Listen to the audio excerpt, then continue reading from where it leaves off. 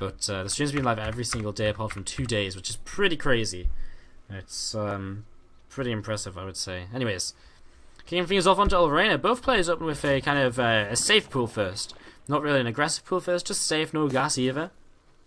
As we have to the bottom left side of the map. Red Zerg player from Team Liquid. It is going to be Liquid's Snute.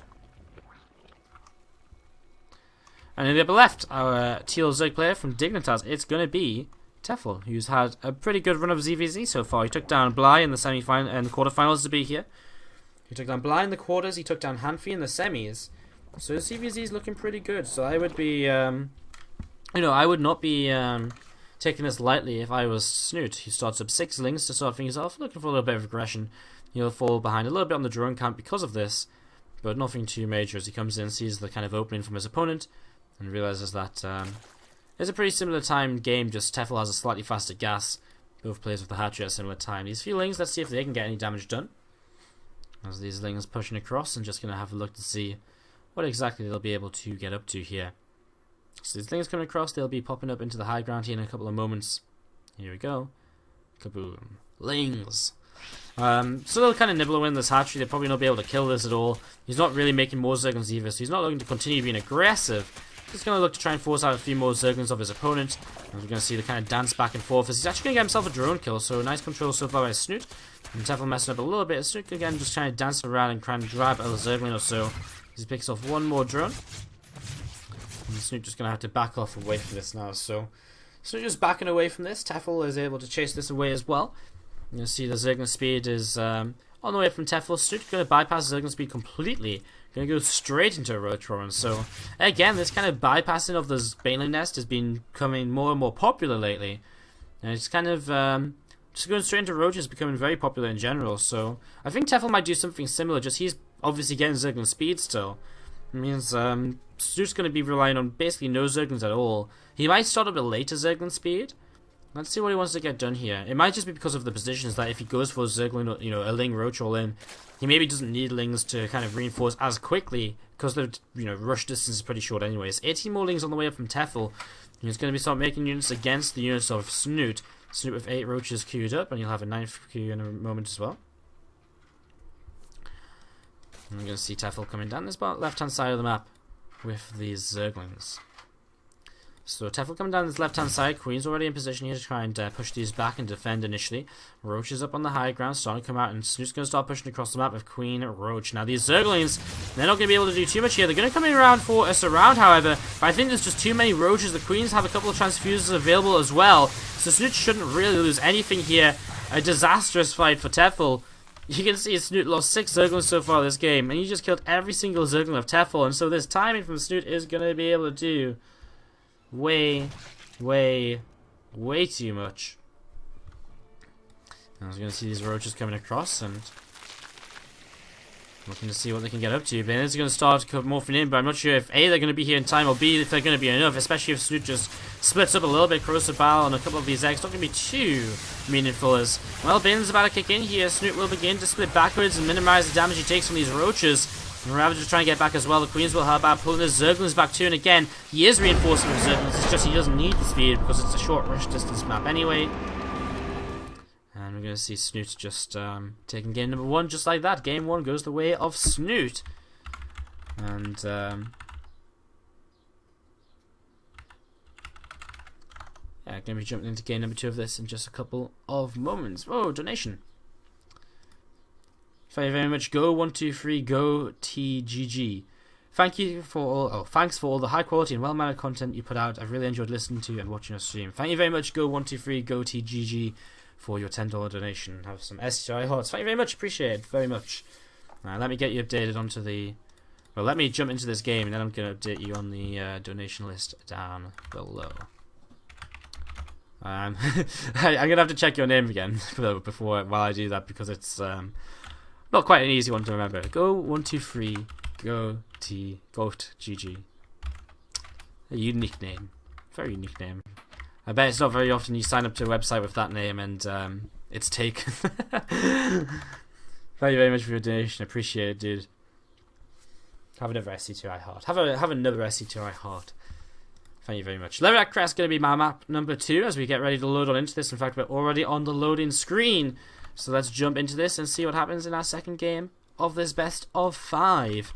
Down to the bottom right of the game. Currently, it is going to be from Team Liquid. It's going to be our red Zerg player. It is Liquid Snute.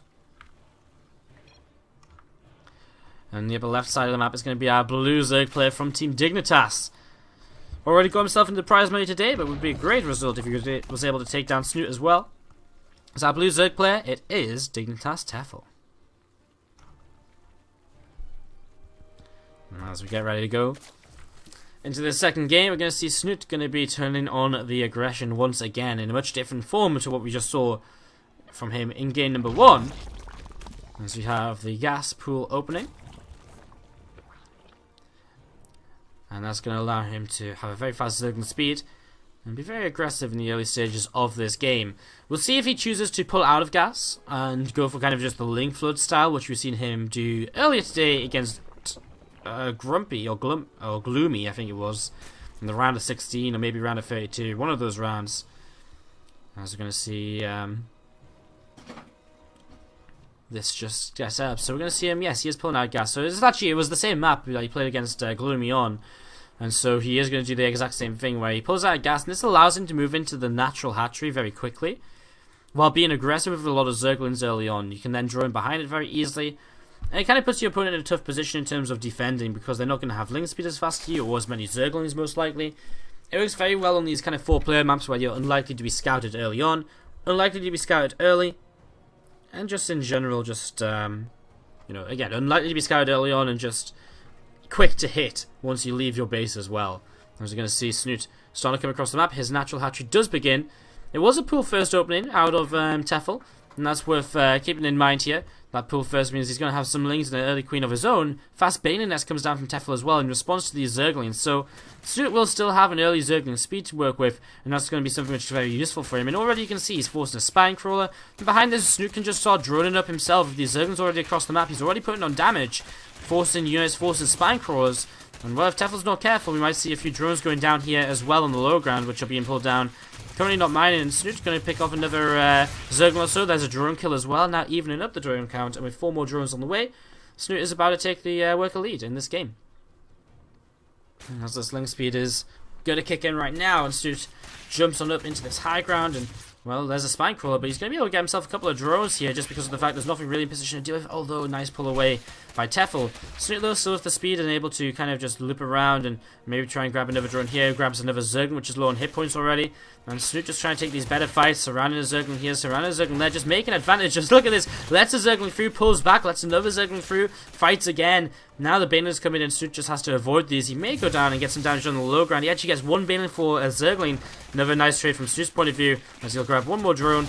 And this should be about it. He gets another Baneling kill as well. But look at the advantage Snute's created for himself as he's looking for 1 more drone even still. 23 drones to 20. He's still doing damage here. Resources lost is heavily in favor of Snute. So Snute has ended up in a great position at the start of this game number 2.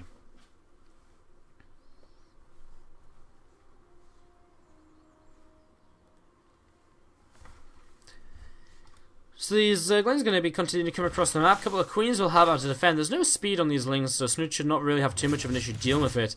Tefel takes a slight worker lead for a moment or two, but Snute with 8 more workers in production, going to be continuing to take that lead, and might cut his worker production very soon now once again, as his Rotron on the way up is always going to be that potential to be aggressive. So let's see what happens here, if he is going to be aggressive or if he's going to be going into just kind of a couple of just get his roaches, just Rotron to make sure he's safe against aggression potentially from his opponent. Sees a third base. He's also got no third base of his own, so Snute is going to kind of have to think to himself, how do I want to approach this? Do I try and be aggressive or do I just back away? We're going to see the 6-7 roaches start up, so this does look as though he wants to try and at least attack. And why wouldn't you? He's obviously happy with the damage he's done early on. He sees the third base of his opponent. It makes a lot of sense to be aggressive at this point in time and try and get something done, as we're going to see that Zergling picked off. And we're going to see the lair starting up in the main base as well.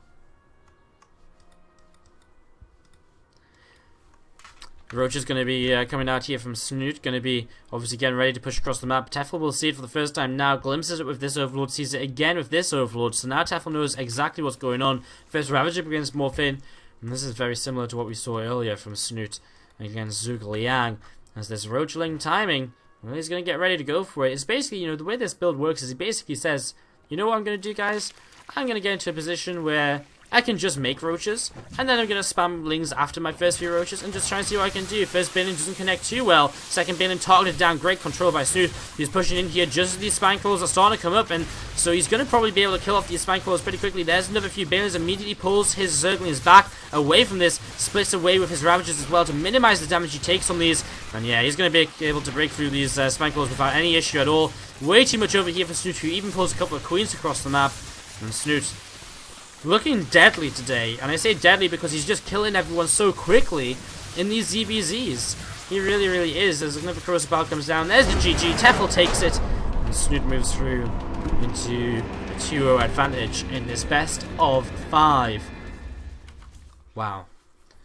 2-0 advantage now in this best of 5, and Snute looking, again, just deadly, vicious.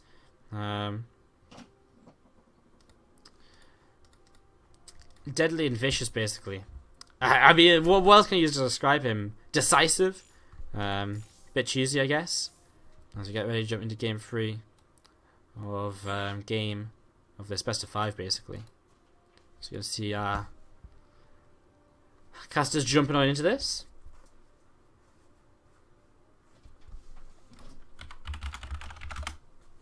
And we get ready to go into game 3. This could end quickly. Could be a pretty fast final overall. If this third game ends pretty quickly, then we could take a very quick. We could do a free for all before we finish the stream. If this ends quick, because again I've got to eat in like 25 minutes, but we could do a quick free for all if this ends as a 3-0 still, especially if Snute is going to continue being as aggressive. Not necessarily going to happen though, just Tower's going to be map number 3, so a bit more of a macro-oriented map here. Even in ZvZ, we can definitely see this kind of map kind of reflect with some more macro-based games. Maybe we see some mutas for the first time today. We haven't seen mutas in ZvZ all day long. We saw one player trying to go to mutas at some point, but it was denied very early as we get ready to go into Dusk Towers. Let's go and introduce our players. To the top right side from Team Liquid, once again, now 2-0 up in this best of 5 is going to be Team Liquid Snute. And down to the bottom left, it's going to be our teal Zerg player from Dignitas. It's going to be Tefel.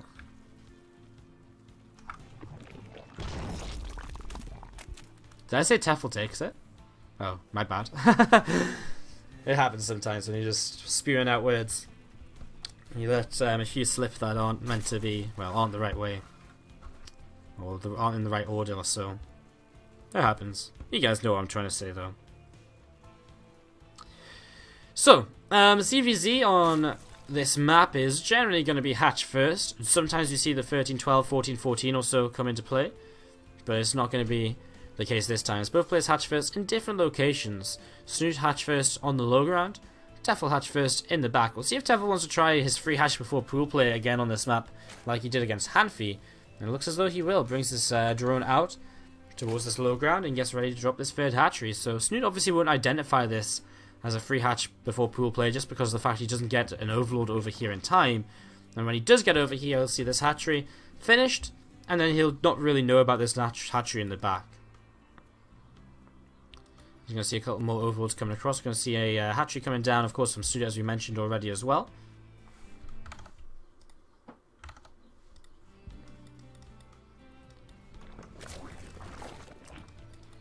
You're going to see a couple more gases starting to come into the game as Snute starts mining his gas. Tefel starts mining his own gas as well. And we just wait to see what sort of comes up next from this free hatch play. I mean, we might see Snute just go into a fast third hatchery of his own. Definitely a possibility, although he's going to spend his minerals right now on a second queen and probably Zergling speed very soon as well.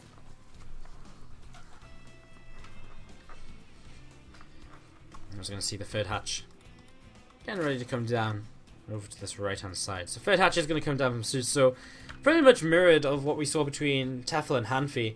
No real differences. Hanfi took this third hatchery as well, after Tefel took a free hatch before pool. And Zerglin Speed start up very similar times as well. So far, very similar to what we saw earlier in the semi-finals. Still a lot of potential for things to change up here, though. As we're going to have Snute just sort of, well, continue to build up. I mean, both players just sort of building up here. BNS will come down from Tefel. I know if we see Snute just go straight into Roaches once again, definitely a possibility. Definitely a possibility. As we're going to see the Queen actually pushing back this Overlord, and if you can get this Overlord kill, which he should, because there's nowhere this Overlord can actually go, this is going to be really nice. So, nice little push away, and this Overlord will die. And it's just a nice little advantage at the start of this for Snute as he hits Tefel into Sled Supply Block. Again, guys, if you're just tuning in, you're joining us for the finals of today's GO4SC2. It's been a thriller today. We've actually seen quite a lot of cool games, obviously a lot of ZvZs towards the end, as we've had Snute, Tefel making their way to the finals against Zerg opponents in the semis.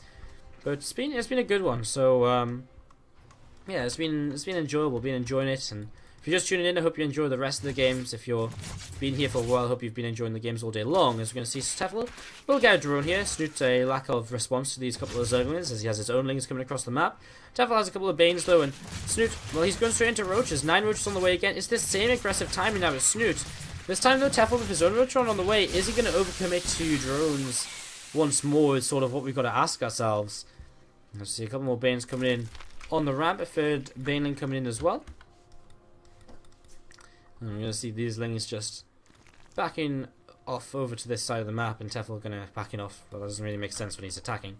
Tefel going to send a few Lings over to this side, and he will see his Roaches, so immediately he now knows these Roaches are on the way, and so Tefel can begin to prepare against this. Snute starts up his spam of Zerglings to follow up this attack, and well, this sort of timing is very, very effective, time after time, and now we see Tefel is once again maybe over-droned a little bit. He's on 44 drones. He just made an extra round of drones where he would have been better off already making some units. It's a big map, so it does take a while for these Roaches to get across here, but they're already going to be over here so quickly in this game. And we're going to see a few more Lings on stream in. These Spine Crawlers are not going to be ready just yet, and well, Tefel starting up his own Roaches. But I think the Spine Crawlers are going to go down so fast. Already cancelling one of these, maybe just cancels the other because it's going to die, but he lets it go down. There's other Spine to the left-hand side going to go down so quickly too.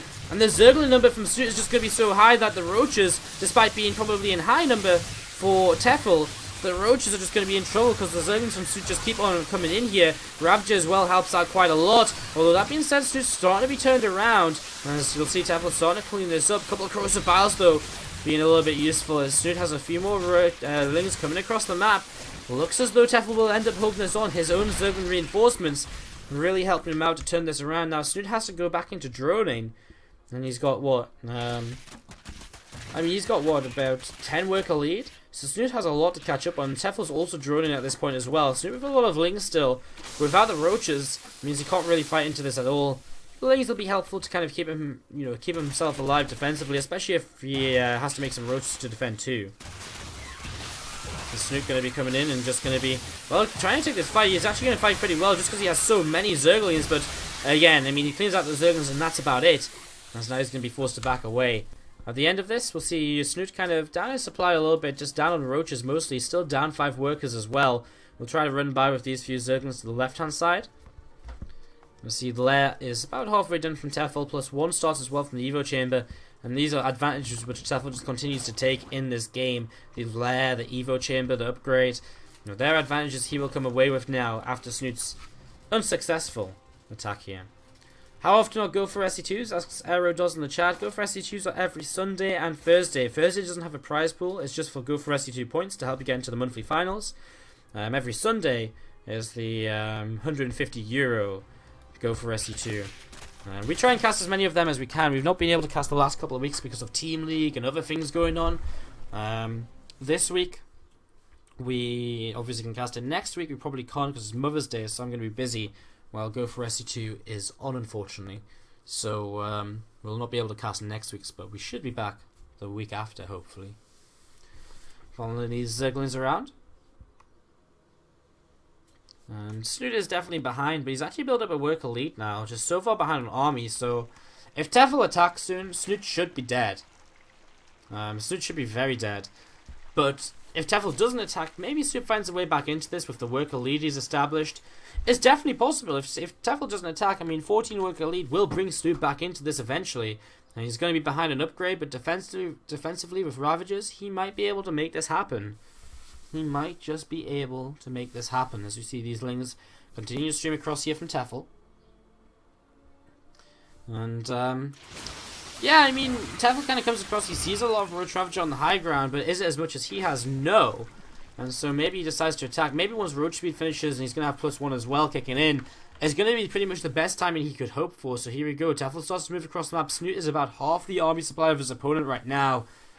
And this is where it's going to become very important. Snute has to kind of, well, just defend, right? I mean, he has to just make as many units as he can. Defend. He's a little bit supply blocked right now. He's not got overlords just yet. He's got a lot of money in the bank, which is not going to be in the form of units in time here. Bane is morphing in as well from Tefel, just to kind of add a little bit of extra oomph to this fight as corrosive bars will begin to drop. A couple of corrosive bars do land here, and well, there's just too much from Tefel. The initial engagement from Snute just not good enough. And the initial all-in just kind of backfiring. This is why it's an all-in, because you end up behind in workers and so on. And this time from Tefel hits when it needs to hit. And that's going to be Snute having to tap out of game number 3. So we've got a series on our hands. It's going to be a clean sweep for Snute. And I really don't hope we've activated the Snute curse here, because every time Snute is in the finals of a GO4SC2 and I cast him, he seems to go 2-0 up. And then he goes from 2-0 up to end up losing 3 games to 2. It's a little bit crazy. Third hatch falls. Snute taps out. Tefel just... Game number 4 is here and ready to go. And we're on Central Protocol for this 4th game. To the top right side from Team Liquid, it's going to be our red Zerg player. It is Snute, whose aggression was very, very, very effective in games 1 and 2.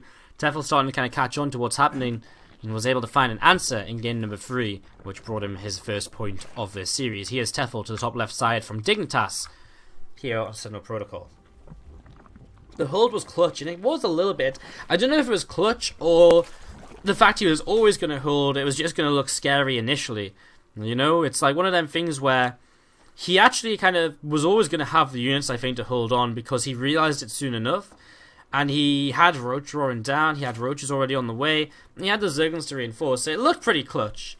But I think he just always sort of had it coming. You know, he's on 3 bases, he has lots of injects. He saw it early enough, and that's the problem. On Lerolac Crest, he didn't see it early enough. On Lorena, was that map number 1? Yeah, he didn't see it early enough either, and lost a lot of units. In this game, he didn't lose units initially, and he saw it halfway through the map, which is fine. You know, on Just Towers, halfway through the map is basically seeing it leaving the base on Lerolac, so it was enough. And, you know, the Spankos bought a little bit of time, the Roaches were out, and the Lings came out in time, so it was, yeah, I guess it was kind of clutch. He kind of had it just, you know, he didn't push it away immediately. It took him a couple of moments to get the Zerglings out to push it away, so GG's.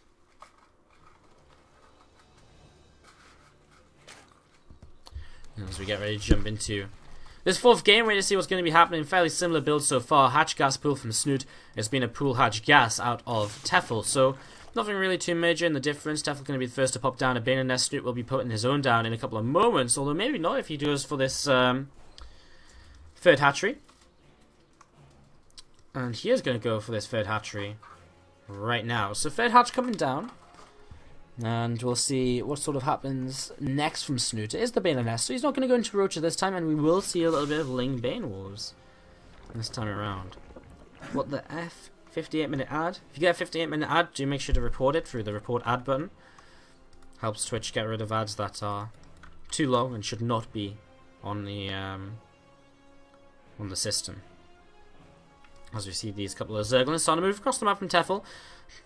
Snute has his own Zerglings as well. Snute's actually going to be the first with Ling Speed, so he's going to be able to kill these off without too much of an issue. In fact, he's more interested in continuing to move across the map than coming over here to defend these, because he knows he's got reinforcements to deflect this. Tefel his own 3rd hatch coming down as well, a little bit slower than Snute. Tefel with a Roach on the way up, and now 16 Zerglings being made, but does he have anything to defend against these initial Lings out of Snute? That's got to be the question. Snute, oh, loses 5 Lings to that Baneling. A little bit of a mistake there. I don't think this Baneling's going to pop up in time. He's going to get taken down too. So Snute's aggression here going to be turned away. But Snute with a 10 worker lead. His own Roach coming up now as well. But has to be careful not to overcommit to drones and tech.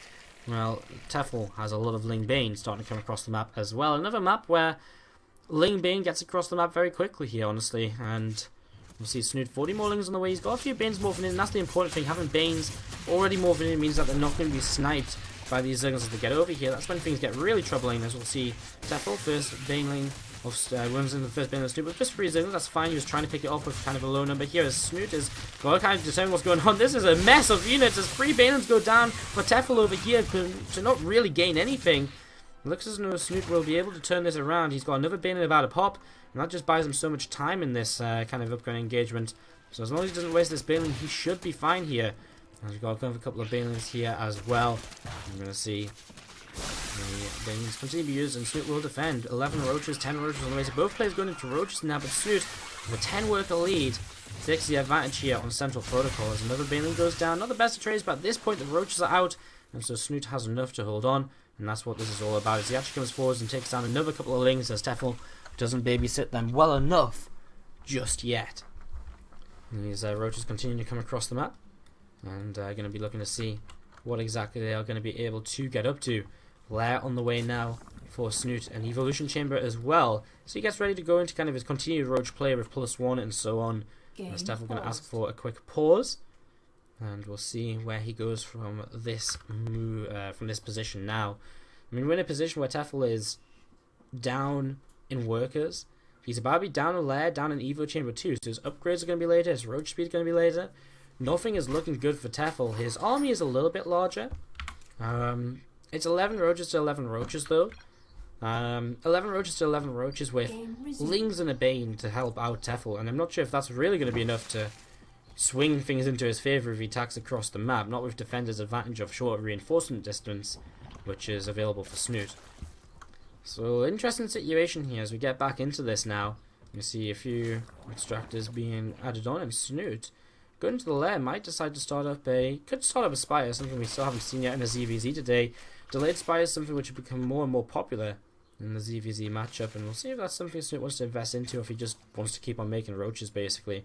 The lair about to finish, so he can start up his Roach speed.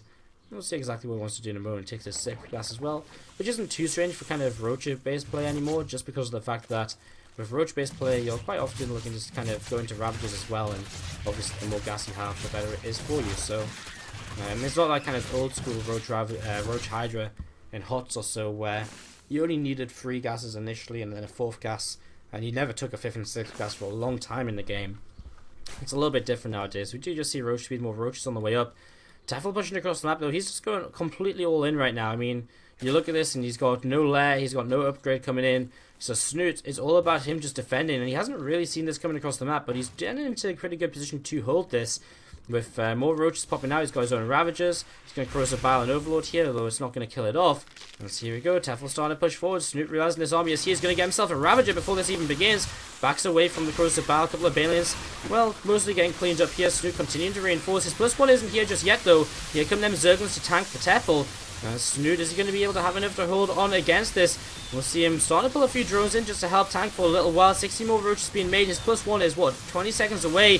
So it's kind of the perfect sort of timing from Tefel to sort of start doing some damage here. Snute gonna have to pull a few more drones into this just to tank a little while longer. Still just needs these few more reinforcements coming up. As we're gonna see a Ravager going down, and is actually Tefel just gonna have a little bit too much here. It looks as though he might, as he pushes on up this ramp, and oh wow, Tefel. Has he just got too much? +1 does kick in now for Snute, but has he already done too much damage? Drones will be pulled to tank once again here. As long as Snute holds on, he should be okay. Pulls away from the Corrosive Bile, and it looks as though he will defend. He'll be down a few workers, but up an upgrade, and that is absolutely huge. So maybe Snute is still just in an alright sort of position with reinforcements. This is a clutch hold, I think, guys. We're going to see him turn this around, and he's going to push this back, and Tefel is going to be on equal army supply, up in workers again, but down the upgrade, and that is the major part of this. The upgrade for Snute is going to help him out so much in similar kind of number of Roach fights. Lings fall so much faster as well. Tefel also doesn't have any Ravages, whereas Snute does, and Snute just continues to push across Roach speed now too, so these Roaches can't even escape this. They have to turn around and fight, even though they're not favoured in the fight at all. As Snute picks off a couple of Overlords with Corrosive Biles, and He'll just keep on pushing across this map. Another Overlord goes down, and Snute just has so much here. Continues to catch roaches because of the roach speed he has that Tefel doesn't. Corrosive Bows again, just so much more value in this army for Snute than there is for Tefel. So much more gas being spent, and that makes this a lot better for Snute. And GG well played is called. Snute takes it 3 games